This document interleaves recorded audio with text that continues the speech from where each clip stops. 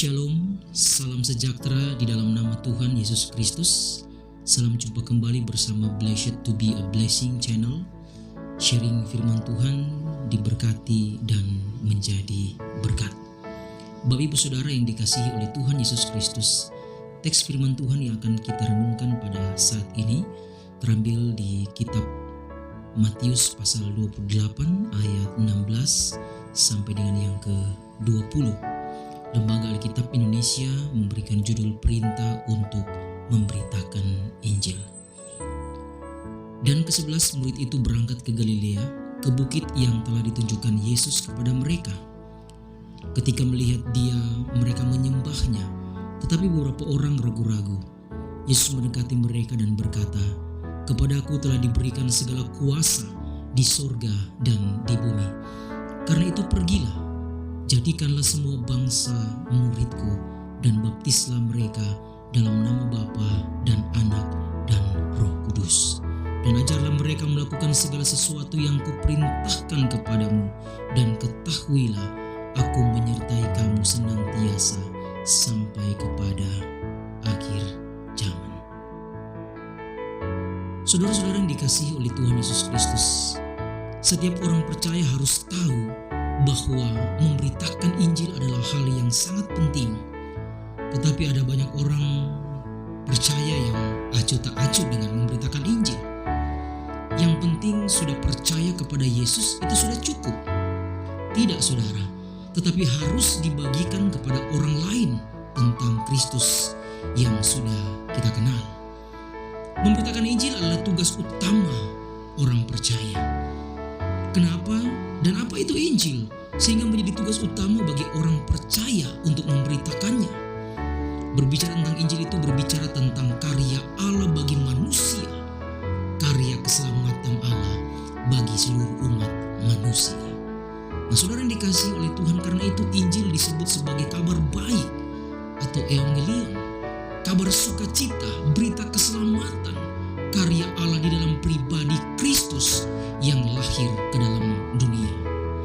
Kristus hadir di dalam dunia, hidup bersama manusia, berinteraksi dengan manusia, menjalani kehidupan yang normal sebagai manusia, menderita, disalibkan bagi kita semua, mati menebus dosa kita manusia, dan dia bangkit memberi kemenangan bagi kita orang yang percaya kepadanya.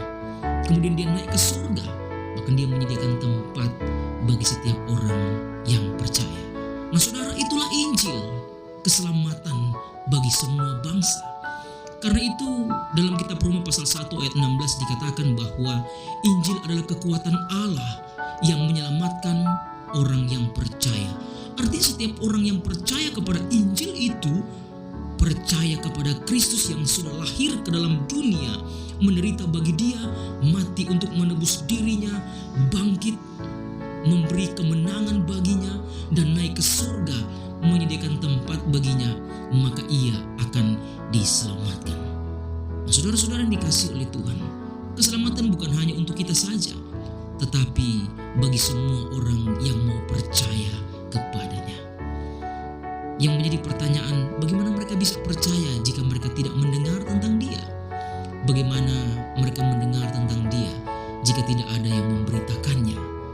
Bagaimana mereka memberitakannya jika tidak ada yang diutus? Dalam Roma pasal 10 ayat 14 sampai dengan ayat yang ke-15. Nah, saudara, betapa indahnya kedatangan mereka yang membawa kabar baik. Saudara-saudara yang dikasihi oleh Tuhan Yesus Kristus, ada beberapa alasan mengapa orang percaya harus memberitakan Injil. Yang pertama, karena kehendak Allah. 2 Petrus pasal 3 ayat 9 berkata, Allah menghendaki supaya jangan ada yang binasa, melainkan semua orang berbalik dan bertobat. Saudara, ada satu statement dalam pelayanan anak dikatakan, anak itu penting bagi Allah. Apa yang penting bagi Allah menjadi penting bagiku. Setiap jiwa itu penting bagi Allah, dan apa yang penting bagi Allah itu menjadi penting bagi kita. Karena itu tugas memberitakan Injil itu tugas yang penting bagi Allah, dan itu menjadi penting juga bagi kita orang yang percaya kepadanya. Ini merupakan kehendak Allah setiap orang yang percaya.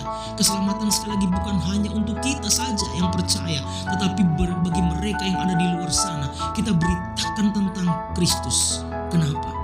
Karena itu adalah kehendak Allah dalam kehidupan kita sebagai orang yang percaya. Kita sudah diberkati dan kita akan menjadi berkat bagi orang. Kita sudah diselamatkan dan juga kita memberitakan tentang keselamatan itu kepada setiap orang yang mau percaya kepada Kristus. Hal yang kedua, kenapa kita harus memberitakan Injil?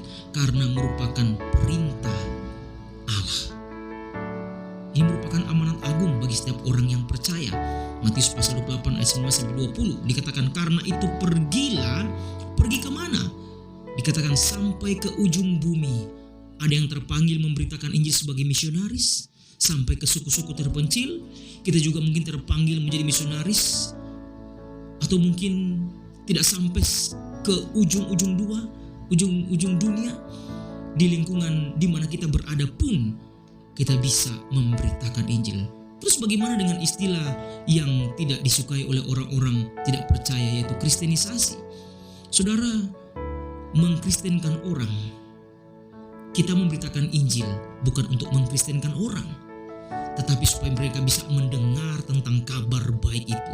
Mereka bisa mendengar tentang Kristus. Dan masalahnya dia percaya itu atau tidak percaya, yang penting kita sudah memberitakan karya Roh Kudus, memberitakan tentang Yesus, karena itu adalah perintah bagi kita. Ini adalah amanat agung untuk menyiarkan berita Injil Kristus ke seluruh dunia, dimanapun kita berada. Dalam lingkungan keluarga kita, dalam lingkungan di mana kita tinggal, dalam lingkungan pekerjaan kita, dimanapun kita berada, beritakan tentang Injil Kristus, karena ini merupakan perintah atau amanat agung dari Allah Bapa di surga. Dan yang ketiga, mengapa kita harus memberitakan Injil? Karena kebutuhan manusia yang mendesak atau urgent. Saudara, Injil adalah kebutuhan manusia. Manusia bukan hanya butuh makanan, minuman, tetapi mereka juga butuh keselamatan. Mereka butuh Yesus, mereka butuh Injil dalam kehidupan mereka.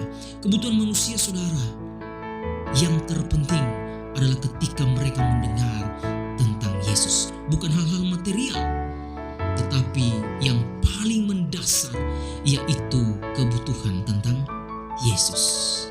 Mereka butuh juru selamat supaya mereka diselamatkan oleh Tuhan. Dan ini sangat urgent, saudara, sangat mendesak.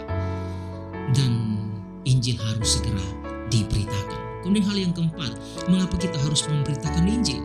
Karena jiwa berharga bagi Allah.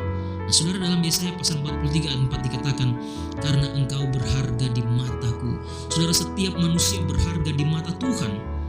Beritakanlah Injil akan sampai ke seluruh bangsa, menjadikan semua bangsa atau setiap suku atau etnik itu supaya mereka bisa mendengar tentang Kristus. Karena saudara dikasih oleh Tuhan begitu banyak misionaris yang pergi sampai ke suku-suku terpencil. Untuk apa? Untuk memberitakan Injil. Kenapa? Karena jiwa itu penting bagi Allah. Jiwa itu berharga bagi Allah.